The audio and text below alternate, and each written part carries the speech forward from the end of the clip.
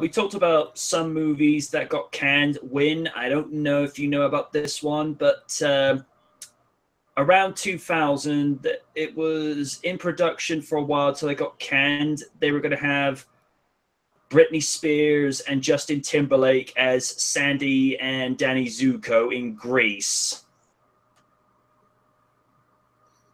Huh. I've pretty much said Britney's an okay singer, nothing special. Justin probably would have been all right, but Britney's no Olivia Newton-John. And Nope. Justin, as good as he is, he's not John Travolta, because John made that role perfect.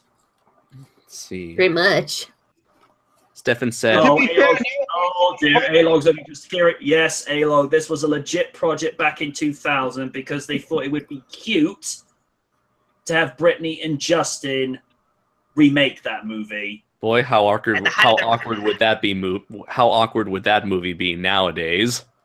Yeah. Oh, Especially if they tried to upgrade it to the modern era. And I'm like, guys, not every single movie needs to be upgraded to modern time. Because it was a movie that took place 70 years. No, it was a movie that took place 20 years before its time, before the year was made. What if we did the same thing here, where we have it we make it in the 2010s, but we have it set in the 90s? Oh no! Yes, A-Log, we're serious. Didn't want to believe it, but It's so true. weird. Oh my god! Again, are you serious? Yep. Yeah, we're serious. Yes, I'm very serious. The other thing is movies that people waited too long to make. I mean, The Jungle Book 2, for example. Did we need a sequel to that?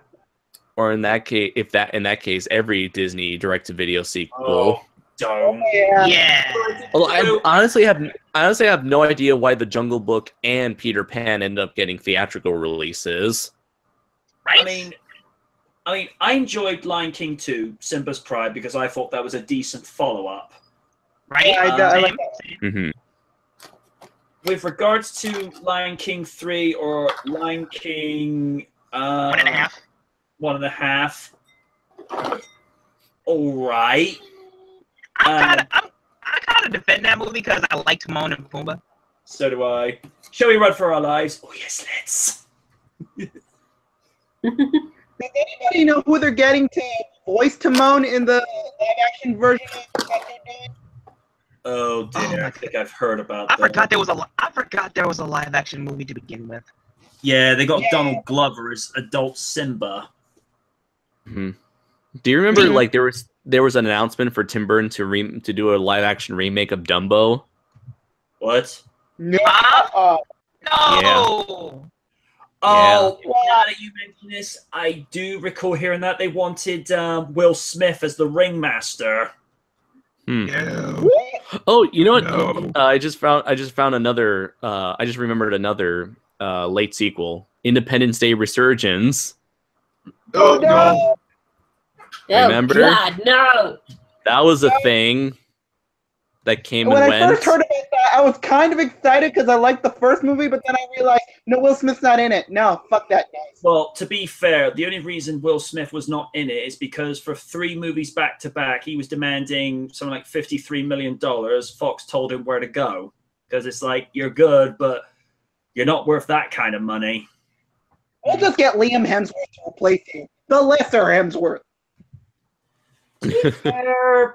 He was all right in that movie. He was like the only real one that received any major character development. I mean, aside from Goldblum. And what is it with Judd Hirsch? That guy doesn't age at all.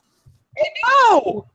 I mean, he looks no different to how he did in the original movie. I'm like, okay, sir, what are you taking? I must know. They put him in a freaking cryogenic stasis until they needed him later. Maybe I will he's say sharing the same stuff that Amy Jo Johnson and Sarah Michelle Gellar are using. Oh, yes, that's what they're taking. The Time Lords. Time Lord comes confirmed. Yeah, absolutely. Same goes for Avril Lavigne. Yeah, she's another one that seems to be defying time at the moment. And Hilary Duff and Keanu Reeves. Well, Keanu's Keanu Keanu. He does what the fuck he wants. Well, in Duff's case, what I've seen, well, I've never really been a big fan of her movies or Lizzie McGuire. I'll give her credit where credit's due. She seems to be one of the few Disney teens that have been staying out of trouble. Mm-hmm. Yeah, that's true. Miley. The less said about her, the better. I We can go mean, off. let's put it this way: in the Cyrus family, at least they have something now that's less embarrassing than Achy Breaky Heart. Or more embarrassing than Achy Breaky Heart, should I say? Because, oof. Yeah, those working days were just painful to watch. Mm-hmm. But let's see. Speaking of late sequels, I think one of the best ones I've ever seen was probably Rocky Balboa from 2006. I love that movie. Yeah, I've seen a little Yeah, bit of that. excellent. It was pretty well written. Yeah. Plus, yeah. it made us forget about Rocky 5. Ugh.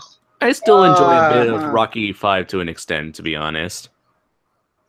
The thing I take away from Rocky Balboa or Rocky 6, whichever your preferred way of looking at it is, it just shows Rocky at a very, I don't want to say a humbled age, but it just showed that he could go one last time just to prove to himself that he could still be the man. And it does tailor the script to where, like with Arnold Schwarzenegger in The